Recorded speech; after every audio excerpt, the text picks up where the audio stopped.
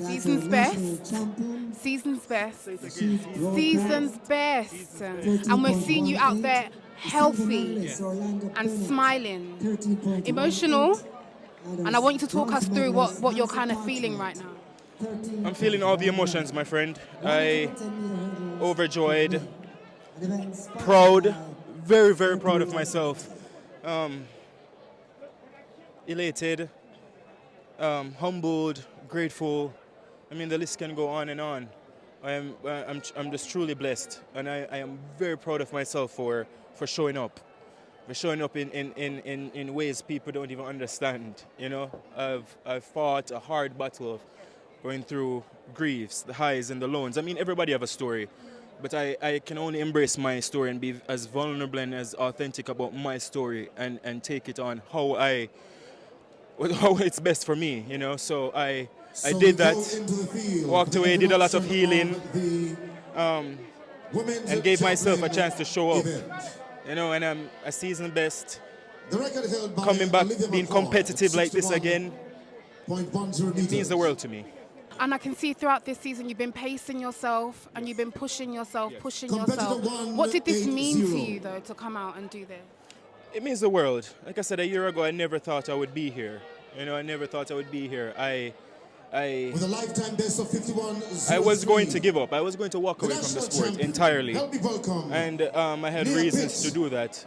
But I walked away and I did a lot of introspective work, and I allowed myself to feel so I can heal. You know, and I wanted to end on my terms, and I knew I wasn't done yet. You know, so I am here now, and I'm here fighting, and I'm here clawing my way to the top, and I am enjoying the journey. I am enjoying the journey this time. I wasn't enjoying it when I was young. I was doing it naive, and I was still winning, but I wanted to do it from a grown perspective now. You know, I've been gone through the highs and the lows and the growing pains of it all, and writing my story, you know, and embracing that, and fighting for that, and staying true in that, and embracing the process. It's been a journey, and it's been a very fulfilling journey. And one thing I love that you said is that you're fighting your way back to the top. Yes. And that's what's in sight. Absolutely. And it's doable. It's very doable. And it's not, nothing is going to be handed to you.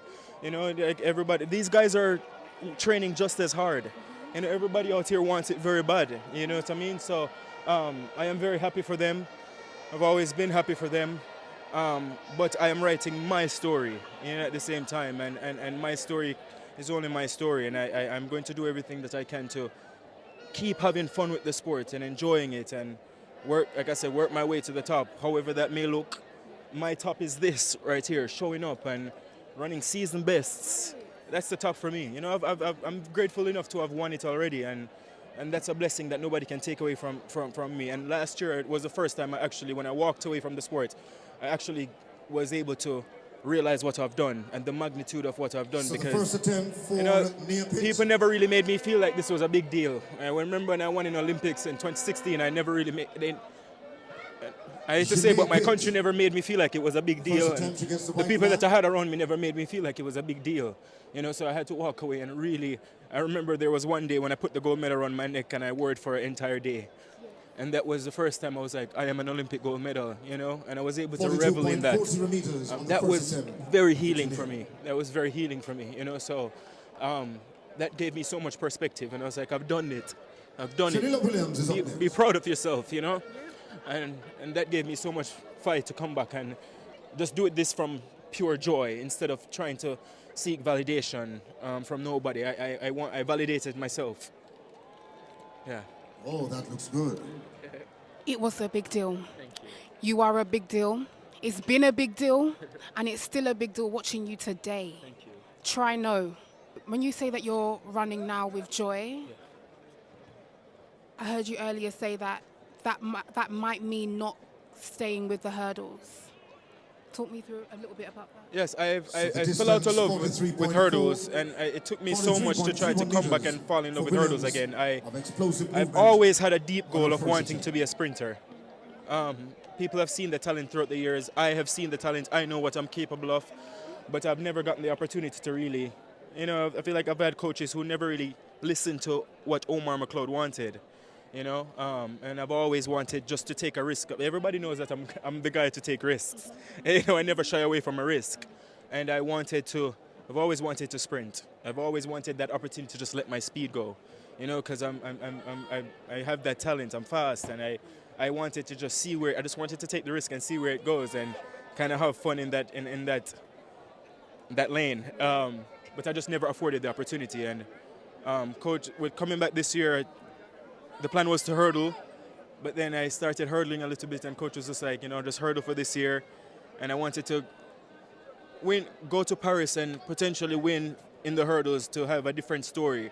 You know, from winning a gold medal from a grown perspective, I wanted to feel that versus me winning at 22, young and naive. So I was fighting for that. Came short, but I still have that story. And this was the Olympic trials finals, and I still felt that what that feels like to fight from a grown perspective, having gone through highs and lows. You know, so this was a win in so many ways. So many ways. I can't wait to see you sprint. Thank you. Can't wait to see you sprint. Thank you. And please do not lose your 43.30. smile. I will not. Do not. The measurement. Okay? And don't let anyone rob you of your The pit on smile. our second. We've missed it. I've been through too much for that, love. Nobody can do that. Nobody, absolutely nobody, not even myself. Yeah.